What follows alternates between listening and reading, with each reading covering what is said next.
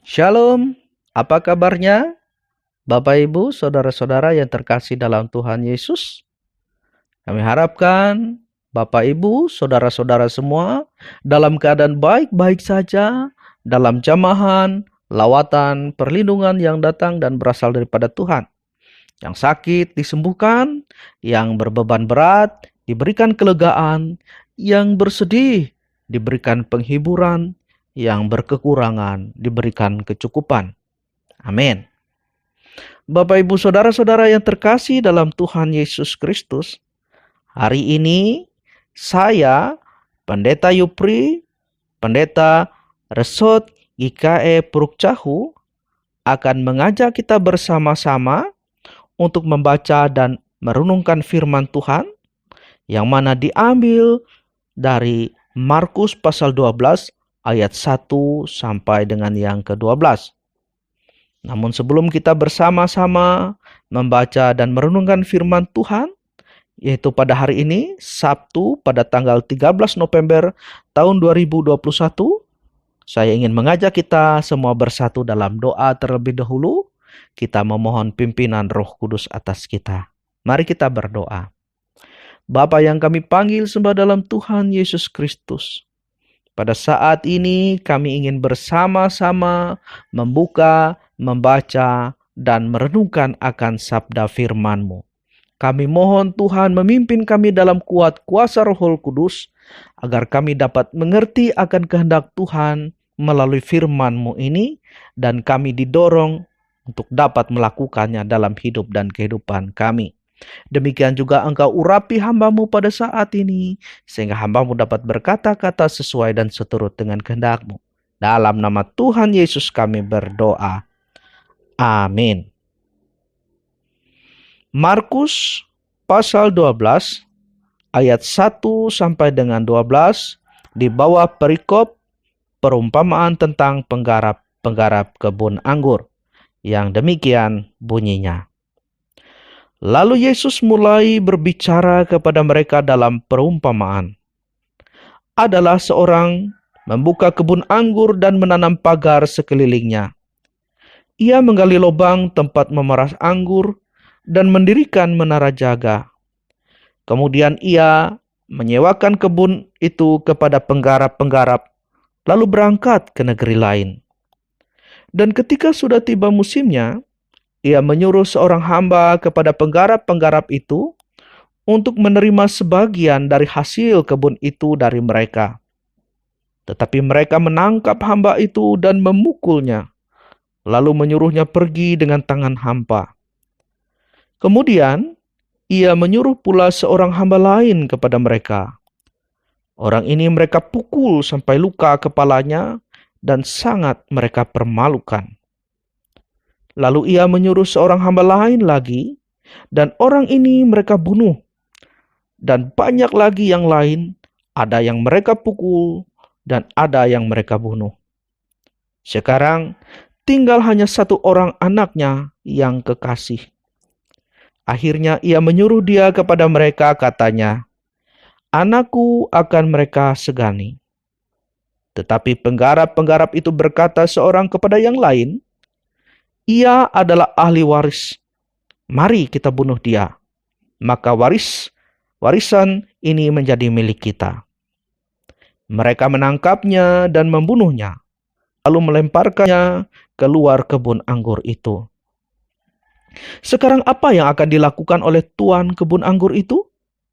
Ia akan datang dan membinasakan penggarap-penggarap itu, lalu mempercayakan kebun anggur itu kepada orang-orang lain. Tidak pernahkah kamu membaca nas ini? Batu yang dibuang oleh tukang-tukang bangunan telah menjadi batu penjuru. Hal itu terjadi dari pihak Tuhan, suatu perbuatan ajaib di mata kita. Lalu mereka berusaha untuk menangkap Yesus karena mereka tahu bahwa merekalah yang dimaksudkannya dengan perumpamaan itu. Tetapi mereka takut kepada orang banyak. Jadi mereka pergi dan membiarkan dia. Demikian firman Tuhan. Saudara-saudara yang terkasih dalam Tuhan Yesus Kristus, Pemilik kebun anggur dalam perumpamaan ini adalah Allah. Penggarap kebun anggur adalah orang Farisi. Kebun anggur itu sendiri adalah umat Tuhan. Para hamba atau utusan adalah para nabi pada masa lalu yang mana sering ditolak oleh orang-orang Israel. Kemudian anak pemilik kebun anggur adalah Tuhan Yesus yang diutus Allah dan ditolak dan dibunuh oleh orang Yahudi. Saudara-saudara yang terkasih dan yang mengasihi Tuhan, dalam nas kita hari ini, Tuhan Yesus menggunakan perumpamaan tersebut untuk memperlihatkan bagaimana jahatnya orang Farisi, ahli Taurat, dan para imam yang ingin menguasai umat Tuhan dan menjadikan sebagai milik mereka dan menggunakannya sekehendak hati mereka. Sebenarnya Allah menjadikan dan mempercayakan kepada mereka sebagai pemimpin umat yang mana tadi digambarkan sebagai penggarap kebun anggur, yaitu untuk membina, mendidik, menuntun mereka kepada kehidupan yang berkenan kepada Allah. Namun sebaliknya, mereka ingin menguasai umat dan menggunakan mereka dengan sekehendak hati mereka dan demi keuntungan mereka.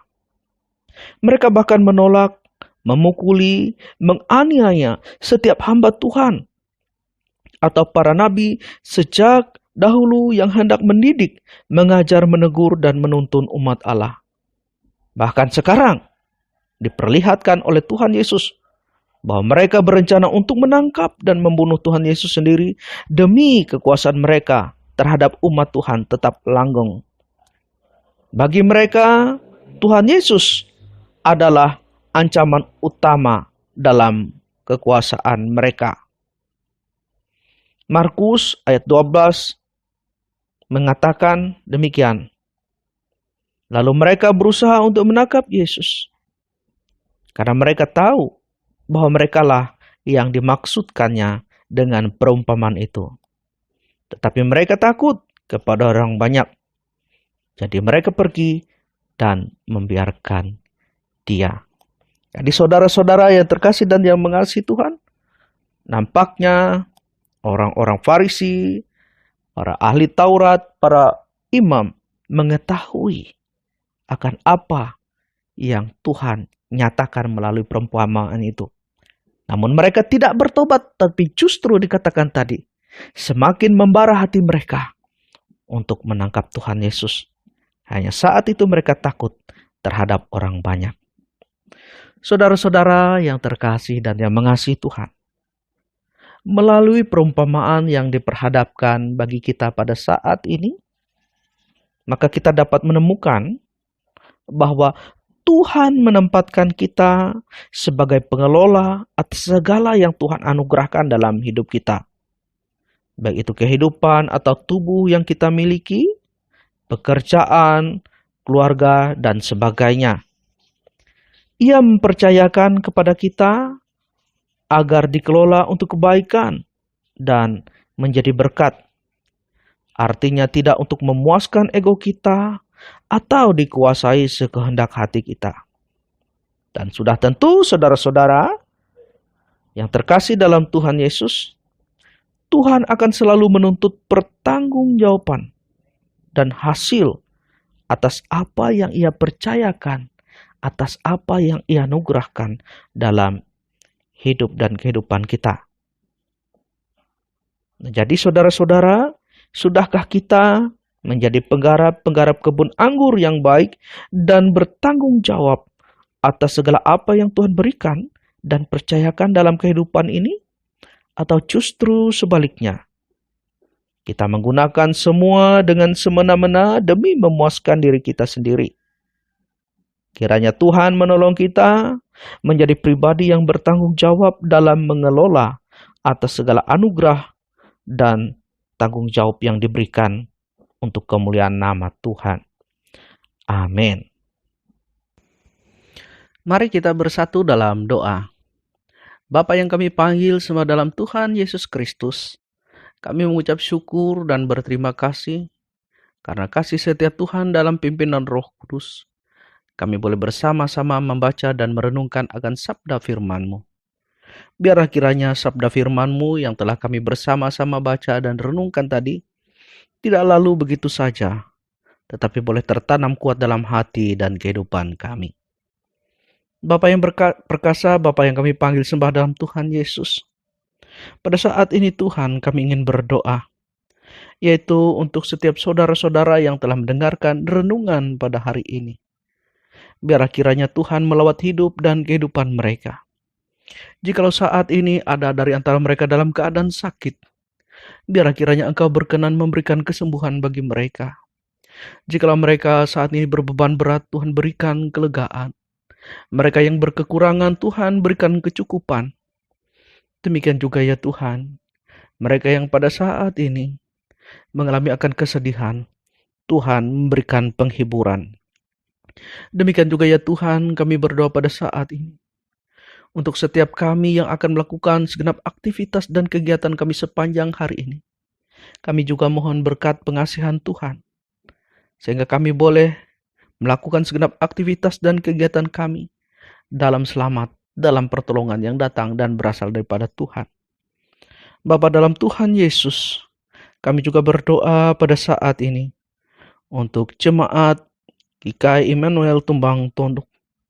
Biarlah kiranya ya Tuhan, Engkau juga boleh memberkati umat-Mu yang ada di sana.